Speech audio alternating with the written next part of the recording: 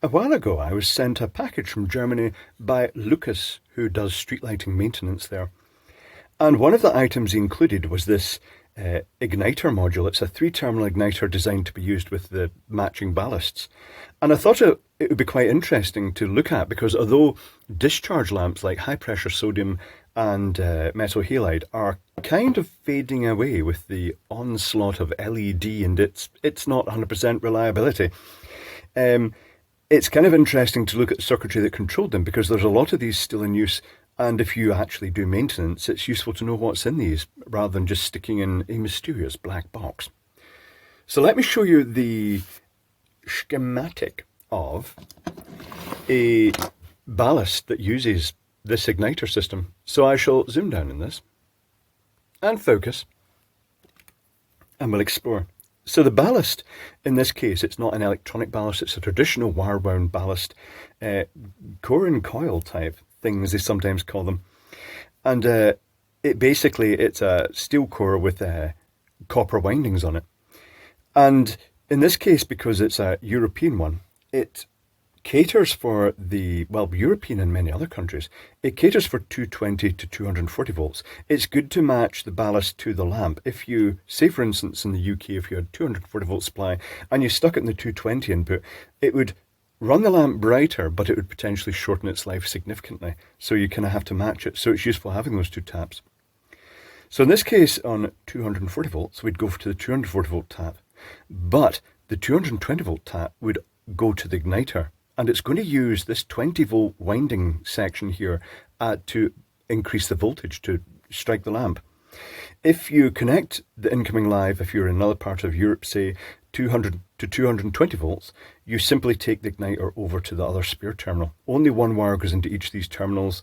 You just basically, as this arrow indicates, you just swap these accordingly. There is a power factor correction capacitor that works with mainly inductive loads like this, where it's got a power factor of 0.5 and this capacitor can easily compensate for that nice simple inductive load. You can just cut this capacitor out and get rid of it, but it's not recommended. If you have a big long run of street lights or a warehouse with loads of lights, high bay lights, then it's useful to have these capacitors, because although they're quite unpleasant and they do go bang when they fail, sometimes when you're working on them, it helps keep the perceived current in the wiring down, which means that you're not going to get issues with voltage drop along a long run that can result in the lighting at the far end actually causing intensity or flickering issues. So in this case, we take the 240 volt to the 240 volt tap, and it then is limited by this inductor over to the lamp. When you power it up initially, the lamp will not light, because it usually has to have a high voltage pulse inside to actually initiate the arc within the quartz tube inside. So what happens is, because the voltage across this goes high, because it is open circuit, the igniter kicks in. And the igniter basically acts like a dimmer that is firing at the top of each half of the sine wave. And what it does is it's got a capacitor in series, puts a capacitor in series with the spare tap. And either on our 50 hertz supply, it happens 100 times a second. On 60 hertz supply, it happens 120 times a second.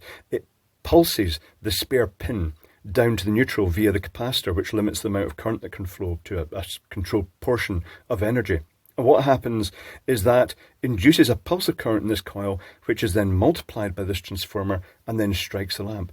When the lamp is struck, the voltage across this drops, and because the common to the lamp and the igniter are common together, the voltage across the igniter drops, and it can see the voltage has dropped and it stops trying to ignite the lamp. A common failure of, partly the ballasts, definitely igniters, is that if a lamp fails or even gets loose in its socket, this igniter will just keep trying to light it, and that puts a lot of strain on the ballast. It's only designed for a modest amount of use at that high voltage.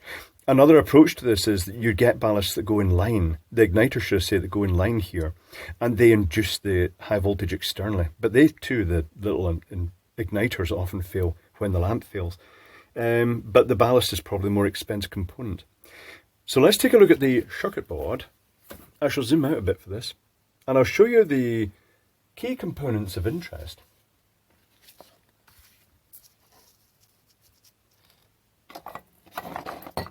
I shall zoom back in just a tiny bit so you can see more.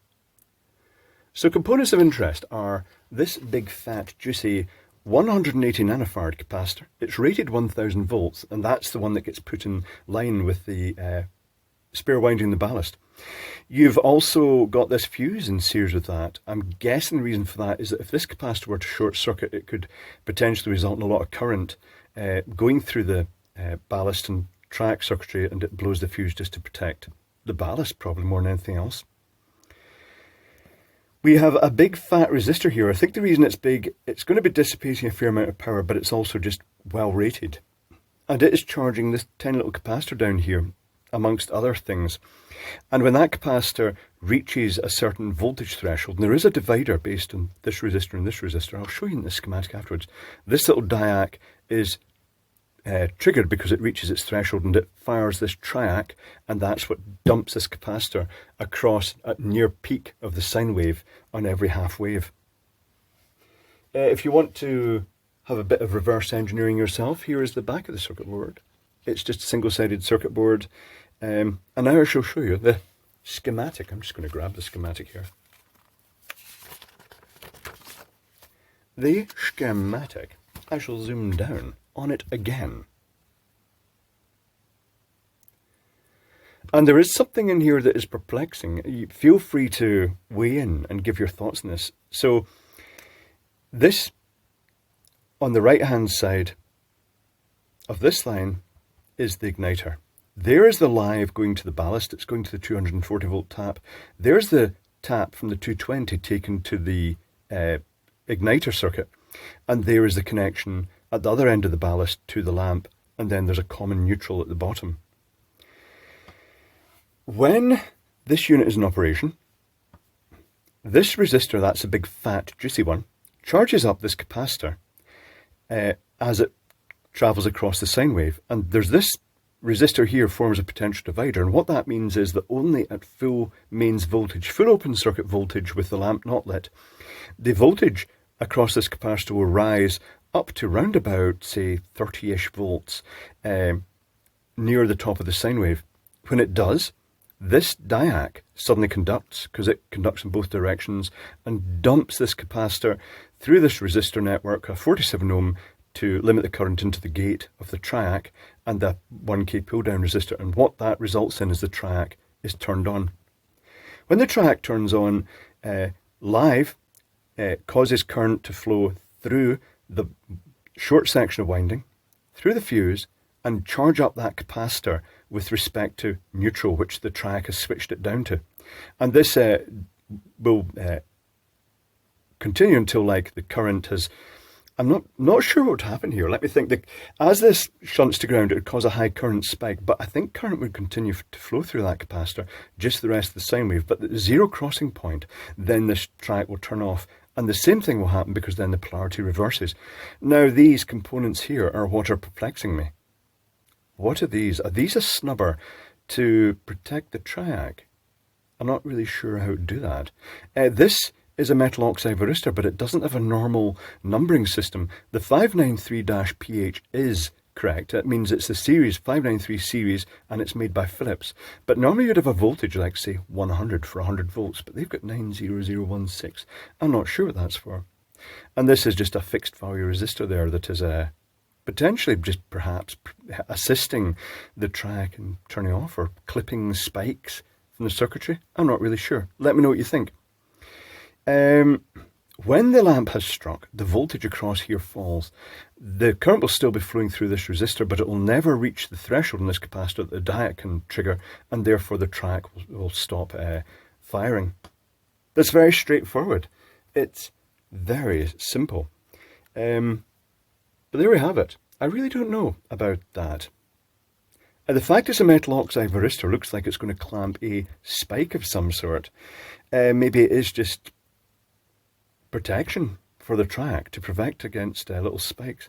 Not sure. Or maybe it's to cap the maximum voltage goes across that. I do not know. That would kind of work. It would add a slight shunt. But that is it. So thanks to Lukas for sending this. It was very useful to explore. We're all a bit wiser for that. we now know what's in that mysterious little box. It's this circuit here. And the way it works, it's just using that tap in the winding just to basically use the ballast as a step-up transformer to light the lamp. Very clever, very neat.